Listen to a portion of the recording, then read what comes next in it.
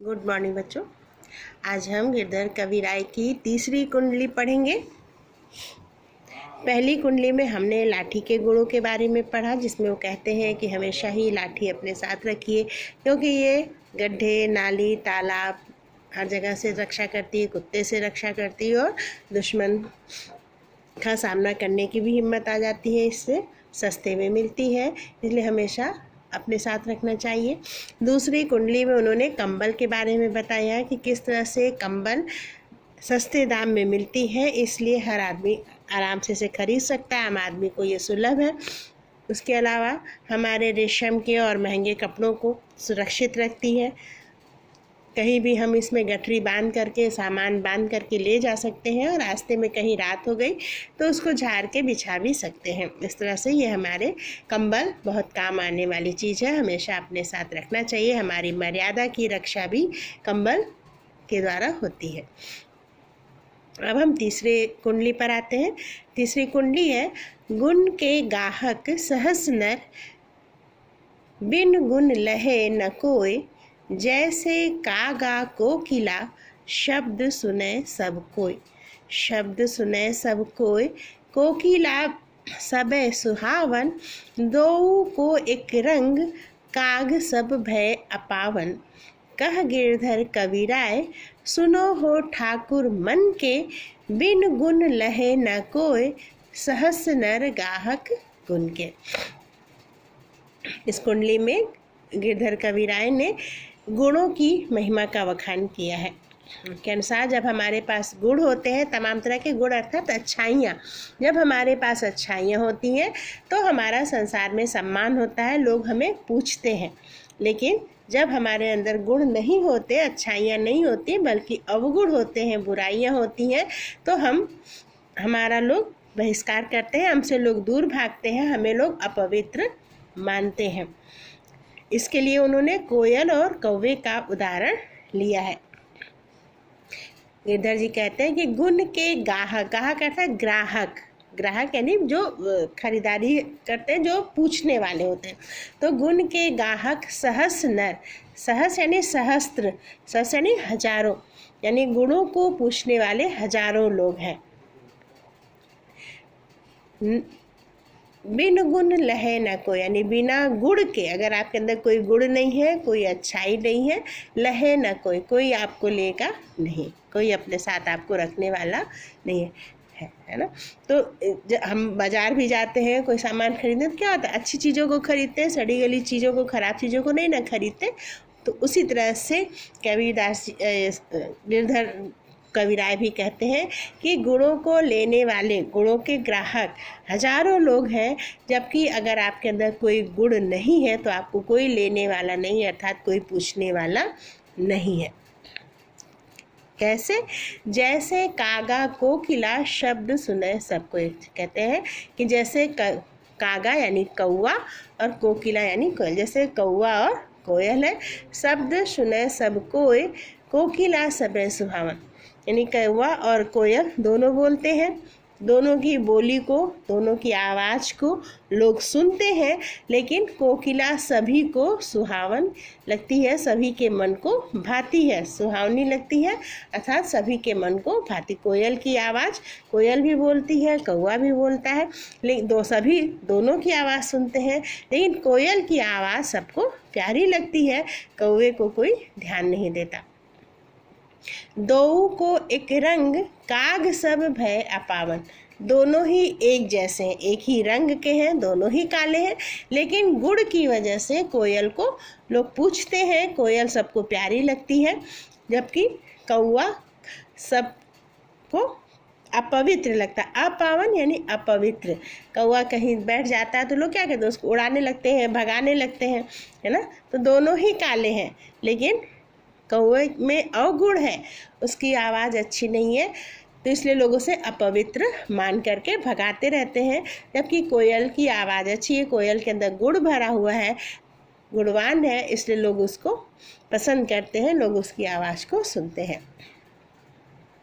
कह गिरधर कविराय, सुनो हो ठाकुर मन के।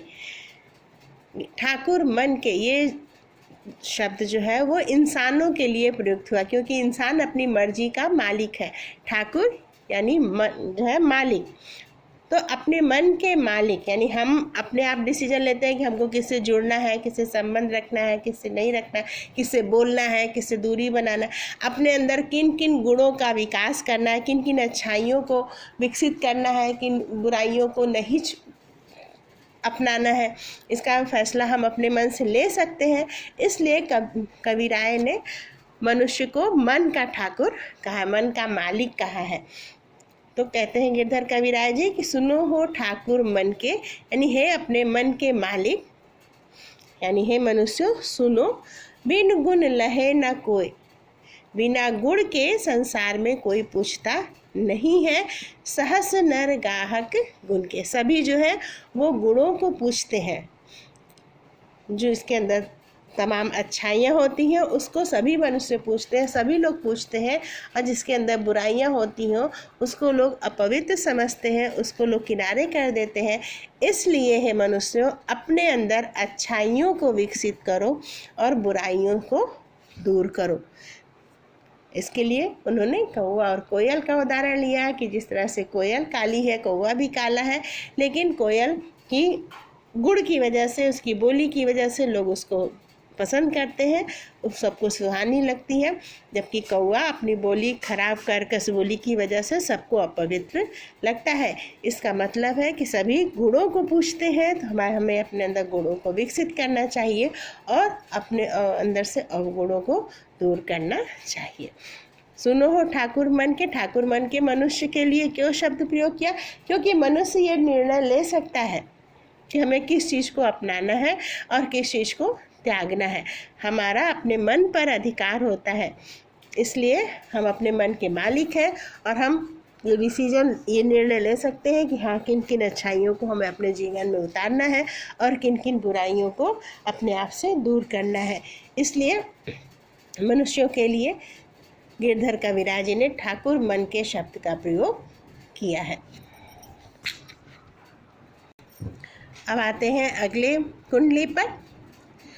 चौथी कुंडली में गिरधर कविराज जी कहते हैं कि साईं सब संसार में मतलब का व्यवहार, जब लग पैसा गांठ में तब लग ताको यार, तब लग ताको यार, यार संग ही संग डोले, पैसा रहे न पास, यार मुख से नहीं बोले। कह गिरधर कविराय जगत यही लेखा भाई, करत बिगर जी प्रीत, यार बिरला कोई साईं। यहाँ पर गिरधर कविराज जी कहते हैं कि ये सारा संसार जो है वो मतलबी है, आपसे मतलब है तो वो आपसे व्यवहार रखेगा, आपसे संबंध रखेगा, और नहीं उसका स्वार्थ आपसे पूरा हो रहा है, नहीं उसका मतलब आपसे पूरा हो रहा है, तो वो आपसे संबंध, आपसे रिश्ता नहीं रखेगा। तो कहते हैं कि हे भगवान साईं अर्थात हे ईश्वर, इस संसार में, ये साईं शब्द का प्रयोग भी मनुष्यों के लिए ही गिरधर कविराज जी ने किया है। कहते हैं मनुष्यों सुनो, इस संसार में सभी मतलब की वजह से एक दूसरे से जुड़े हुए हैं। जब तक मतलब है तब तक वो आपसे संबंध, आपसे रिश्ता रखेंगे, और विशेष तौर पे तब जब आपके पास पैसा है तब आपके पास बहुत सारे मित्र एकत्रित हो जाएंगे। जब लग पैसा गांठ में तब लग ताको यानी जब तक आपके पास, आपकी गांठ में पैसा है यानी आपके जेब में पैसा है। पहले लोग क्या है, पैसे को धोती में गांठ लगा के बांध के रखते थे ना, इसलिए यहाँ से ये मुहावरा उठा है गांठ में पैसा होना।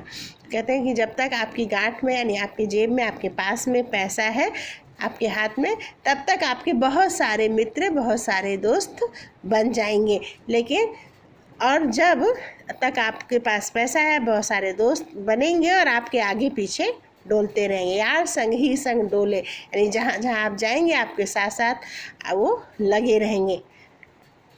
पैसा रहे न पास, यार मुख से नहीं बोले। और ऐसे स्वार्थी दोस्त जो पैसा रहने पर आपके साथ रहते हैं, अगर आपके पास पैसा ख़त्म हो गया तो वो आपसे बोलने ही नहीं जाएंगे, आपसे दूरी बना लेंगे, आपसे कोई बातचीत वो नहीं रखेंगे, कोई रिश्ता, कोई संबंध नहीं रखेंगे। कह गिरधर कविराय जगत यही लेखा भाई। गिरधर कविराय जी कहते हैं कि यह संसार यही लेखा यानी इसी प्रकार का है भाई, ये संसार ऐसा ही है, यही लेखा यानी इसी प्रकार का। तो गिरधर कविराज जी कहते हैं कि हे भाई, ये संसार इसी प्रकार का है।